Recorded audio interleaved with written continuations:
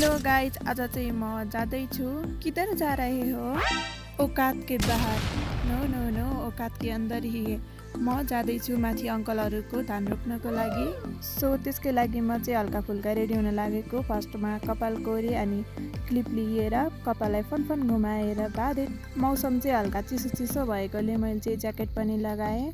अनि यो मोइस्चराइजरको चाहिँ मलाई कसैले प्रमोट गर्न लगाएको छैन, सो म चाहिँ यसको अनुहार लुकाएर नै राख्न चाहन्छु।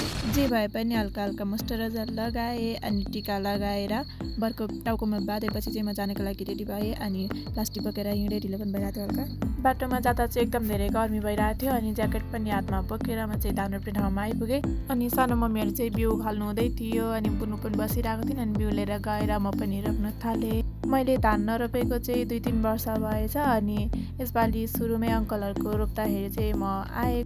हामी धान रोप्ने परमा चाहिँ 6-7 जना थियौँ अनि सबैजना भएर ठुलो गरामा चाहिँ एकैचोटि रोप्यौँ। एकछिनपछि चाहिँ यति ठुलो पानी आयो र पनि हामीले प्लास्टिक ओढेर भए पनि धान रोप्यौँ।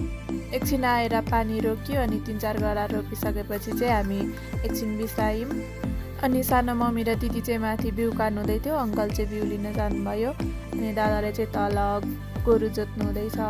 पानीले गर्दाखेरि हात खुट्टा र अनुहार कालो चाहिँ यस्तो भइरहेको थियो। एन्ड त्यसपछि फेरि धान रोप्दै पानी आउला जस्तो भयो अनि म चाहिँ ओडा लिनको लागि निस्किएँ। भन्दै फेरि पानी पनि आइहाल्यो अनि खाजा खाने समय भइसकेकोले हामी चाहिँ खाजा खान आयौँ। खाजामा चाहिँ पुरी तरकारी थियो, रोपाइको टाइमको फेभरेट खाजा।